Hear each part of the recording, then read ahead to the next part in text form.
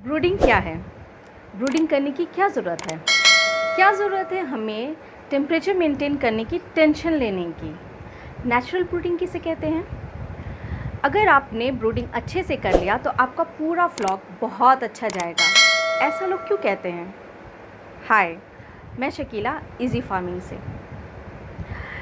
प्राकृतिक रूप से मुर्गियां जो हैं वो अपने पंखों के नीचे अपनी चूज़ों को रख करके और उन्हें गर्माहट देती हैं। इसे नेचुरल ब्रूडिंग कहते हैं। लेकिन जब हम अपने फार्म पे सैकड़ों और हज़ारों की संख्या में चूज़े मंगाते हैं तो हमें खुद उनकी ब्रूडिंग करनी पड़ती है, सही टेम्परेचर मेंटेन करके।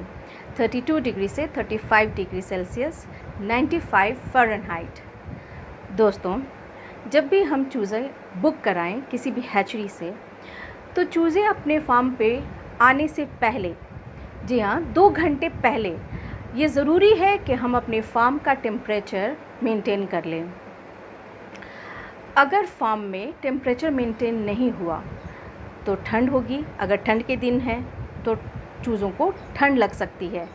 अगर अभी का टाइम हम देखें, जो कि अभी मई का महीना चल रहा है और अच्छी खासी गर्मी है, तो इस समय तो हमें ब्रूडिंग के लिए बहुत ज़्यादा टेंशन लेने की ज़रूरत नहीं है। लेकिन जब सर्दियों में हम चूज़े मंगाते हैं तो हमें बहुत ज़्यादा मेहनत करनी पड़ती है टेम्परेचर मेंटेन करने की। अभी के वक्त में तो बस कुछ बल्ब लगा दें और टेम्परेचर मेंटेन हो जाएगा। चारों तरफ से फार्म को अपने अच्छे से कवर कर लें और कुछ बल्ब्स लगा दें तो ये काफ़ी हो जाएगा। फार्म के बीचों बीच में सेंटर में फ्लोर से 1 से 1.5 फीट पे टेम्परेचर मीटर लगाना बिल्कुल भी ना भूलें। टेम्परेचर मीटर लगाने से फार्म का टेम्परेचर आप एग्जैक्ट पता कर सकते हैं कि क्या टेम्परेचर है हमारे फार्म का। उस हिसाब से हम इसे मेंटेन कर सकते हैं, ना ज़्यादा और ना ही बहुत कम। बिल्कुल एक्यूरेट टेम्परेचर होना बहुत ज़्यादा ज़रूरी है, क्योंकि चूज़े जो हैं वो बहुत ही छोटे और बहुत ही नाजुक हैं, तो हमें सही टेम्परेचर देना बहुत ज़रूरी है। टेम्परेचर सही देने के बहुत सारे फ़ायदे होते हैं। चलिए हम उन फ़ायदों की बात करते हैं। अगर टेम्परेचर सही रहा तो चूज़े बहुत ही आराम से इधर उधर घूमते फिरते हुए नज़र आएंगे, दाना चुगेंगे, पानी पिएंगे। लेकिन अगर टेम्परेचर डाउन हुआ, यानी कि 30 डिग्री से काफ़ी कम हुआ, तो सारे चूज़े एक जगह इकट्ठे हो जाएंगे, जिससे दब के मर जाते हैं काफ़ी तो, और बहुत सारों को तो CRD हो जाती है। और CRD होने के बाद जो है रेस्पिरेटरी सिस्टम में ब्लॉकेज आने की वजह से बहुत ज़्यादा मोर्टेलिटी हो जाती है। और अगर हमने टेम्परेचर ज़्यादा कर दिया 35 डिग्री सेल्सियस से ज़्यादा, तो फिर उन्हें लूज़ मोशन हो सकता है, इकोलाई जैसे संक्रमण बीमारियां हो सकती हैं, जिससे कि बहुत ज़्यादा परेशानी आ जाती है। अगर चूज़ों का सही ध्यान नहीं रखा गया, सही से विकास नहीं हुआ, तो उनको तरह तरह की बीमारियां लगेंगी तो वो ना अच्छा से दाना खाएंगी, ना पानी पिएंगी और सही से डेवलप भी नहीं होंगी।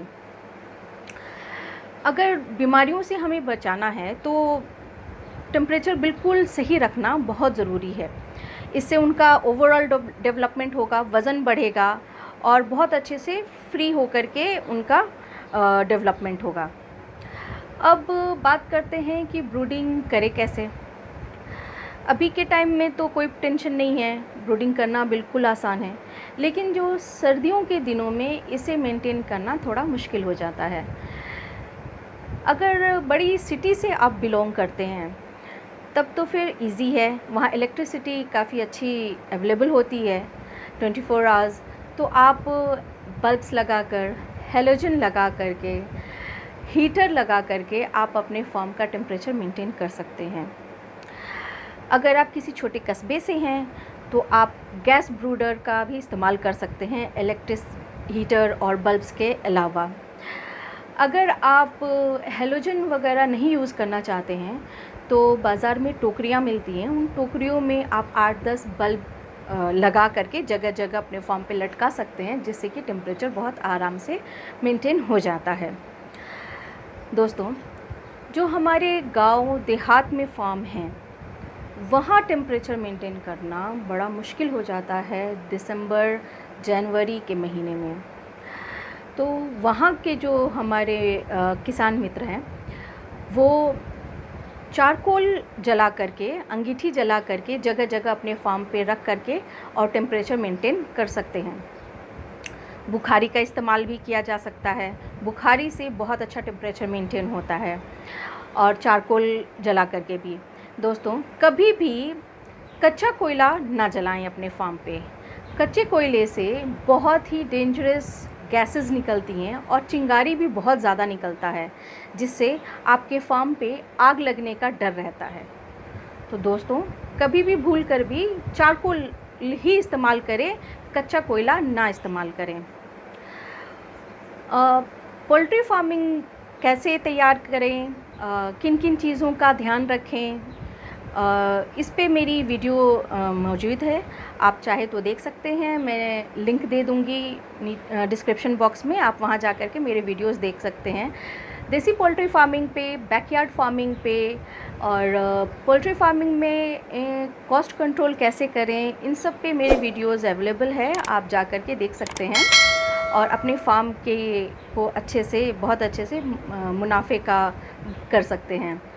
उम्मीद करती हूँ कि ये वीडियो आपको पसंद आया हो तो प्लीज़ इसे लाइक करें और सब्सक्राइब करना बिल्कुल भी ना भूलें। Thank you.